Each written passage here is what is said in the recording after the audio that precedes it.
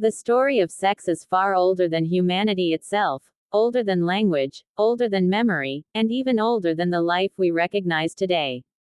Long ago, before bodies like ours existed, before there were emotions, desires, or identities, a simple biological problem faced every living being. How does life continue beyond its own existence? How does information pass to the next generation? How does a species avoid extinction?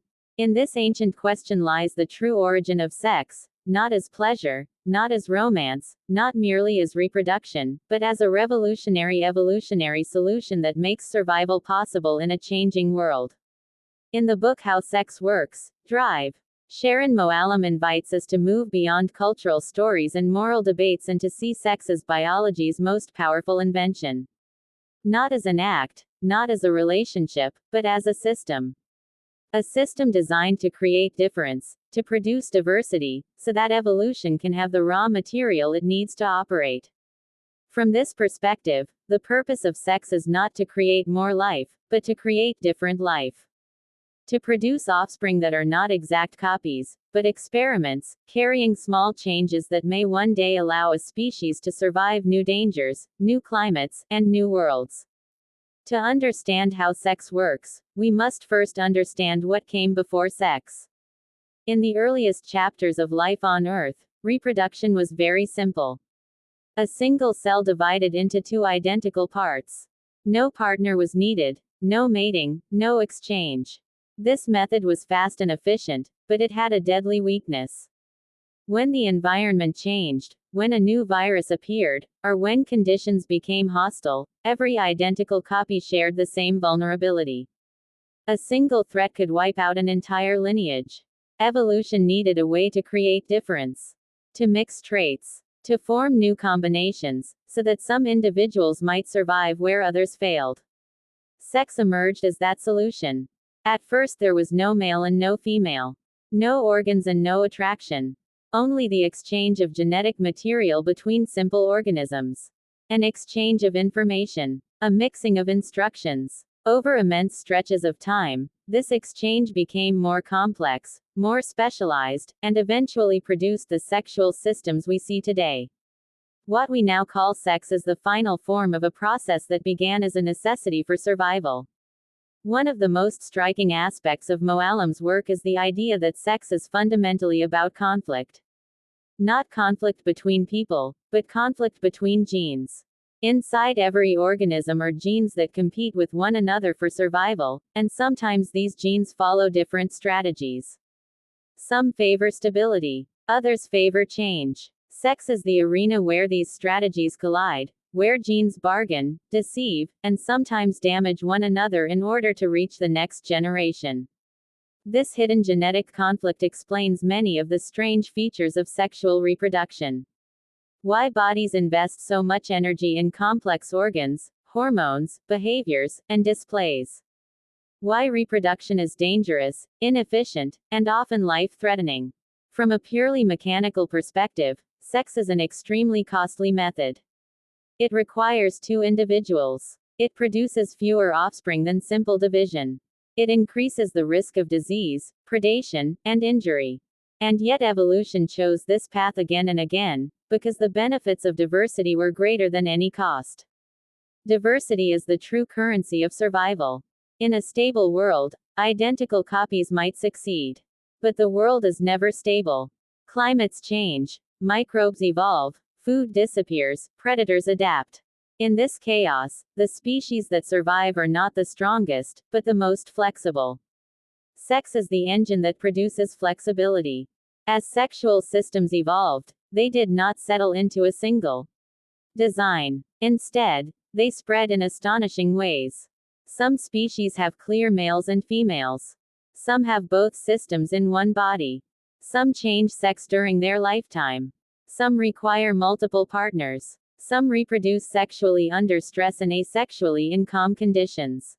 There is no single blueprint. Only adaptation. This diversity reveals an uncomfortable truth. Many divisions we consider natural and absolute are actually evolutionary experiments. Male and female are not absolutes. They are strategies. Attraction is not destiny. It is a method of selection. Even the traits associated with masculinity and femininity are not fixed laws, but responses to environmental pressure. Moalem emphasizes that the human experience of sex cannot be separated from this deep evolutionary history.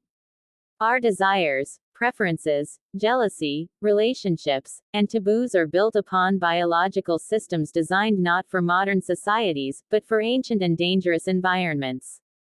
From this imbalance between ancient biology and modern culture arise many of today's sexual conflicts.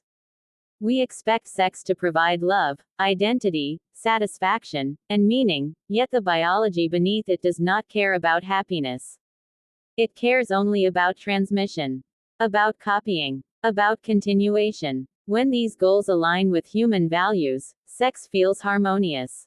When they collide, sex becomes a source of confusion, shame, and conflict. One of the deepest ideas in the book is that sex is not merely reproduction, but a system of information. Genes are messages. Each generation sends instructions into the future.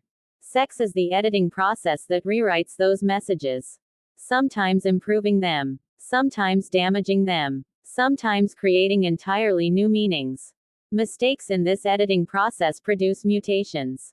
Most are harmful, some are neutral, a few are revolutionary. Every major evolutionary leap, from complex brains to multicellular life, began as an error. Sex deliberately increases the speed of these errors. It accelerates experimentation. This is why sex persists even where it is not immediately necessary. Where life is easy and resources are abundant, species still invest in sexual reproduction. They are preparing for futures they cannot see. They are buying insurance against coming catastrophes. The human body is a museum of this long evolutionary struggle. Every reproductive organ, every hormonal cycle, every physical difference tells a story of selection and compromise. Ovulation, menstruation, sperm production, pregnancy, and birth were not designed for comfort. They are the least bad solutions evolution found under extreme pressure. Consider pregnancy. Medically, it is an extremely dangerous condition. It burdens every system. It weakens immunity. It alters metabolism. It increases the risk of bleeding, infection, and death. And yet it persists because the survival of offspring was worth the risk. The female body becomes a battlefield where maternal genes, paternal genes, and fetal genes negotiate resources, sometimes cooperating, sometimes competing. Even the placenta is a site of genetic conflict.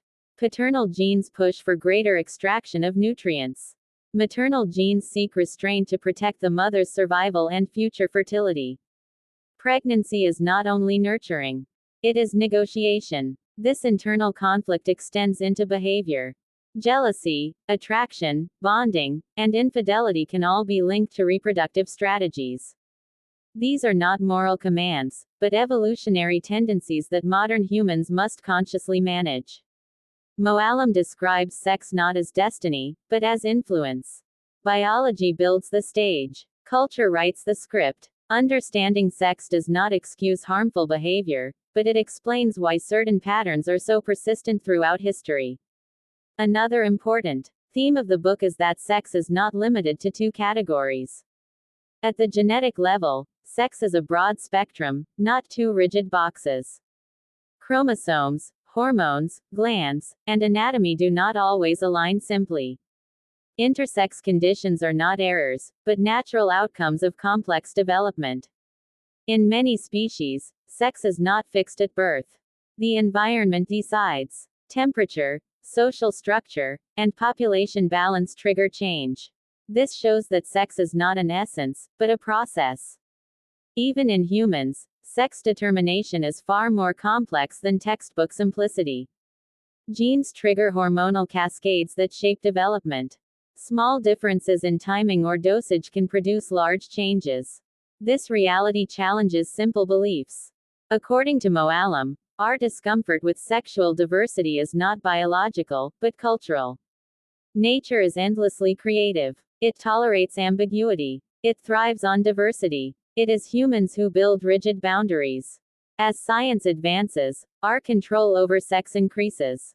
Contraception, fertility treatments, genetic screening, and hormonal therapies allow us to reshape reproduction. We are no longer just passengers of evolution. We are becoming editors of our future. This raises profound ethical questions.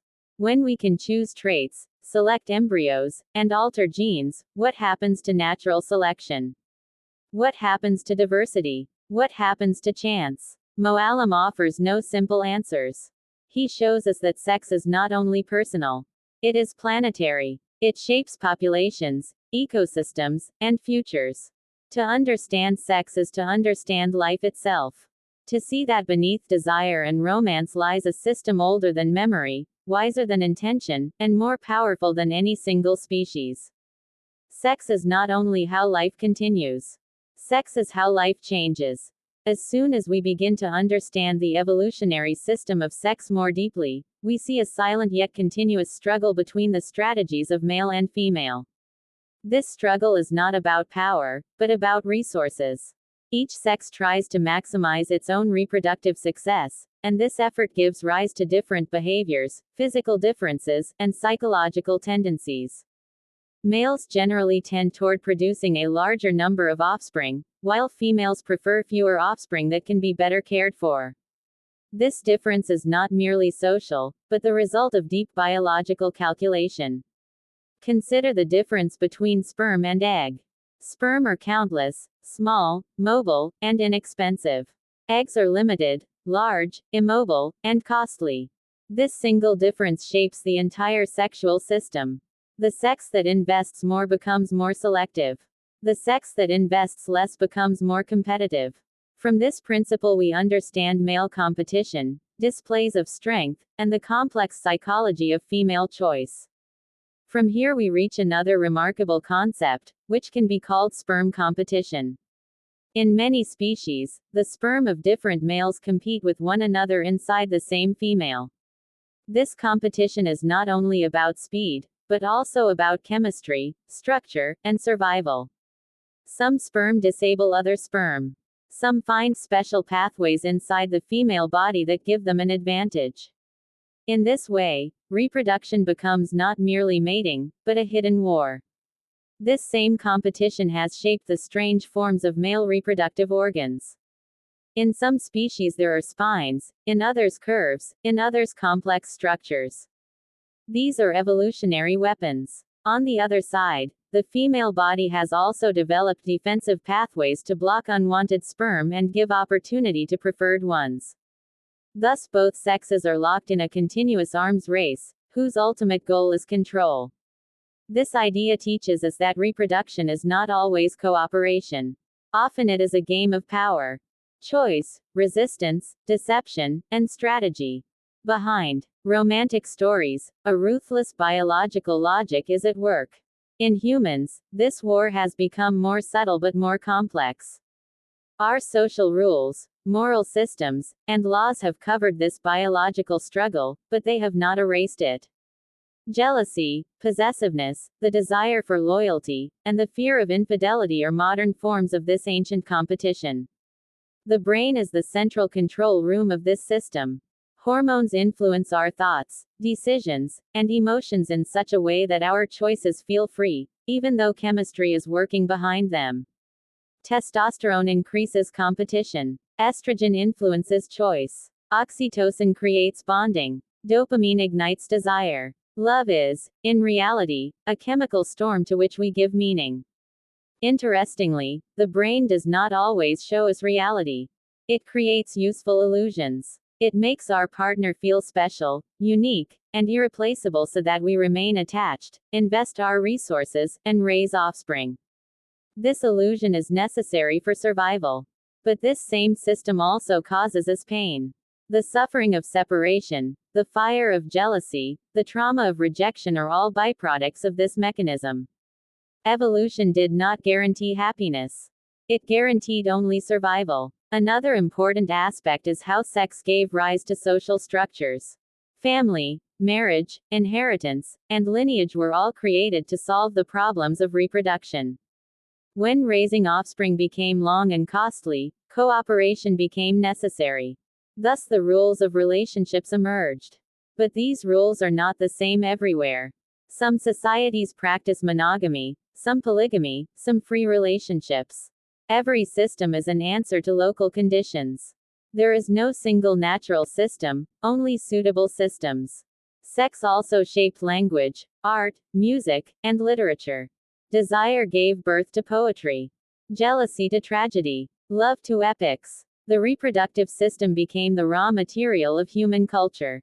Over time, humans learned to control sex. Contraception separated sex from reproduction.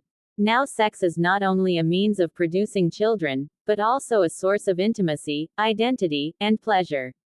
This change is a revolutionary turning point in evolutionary history. For the first time, humans can decide when, how, and whether they want children at all.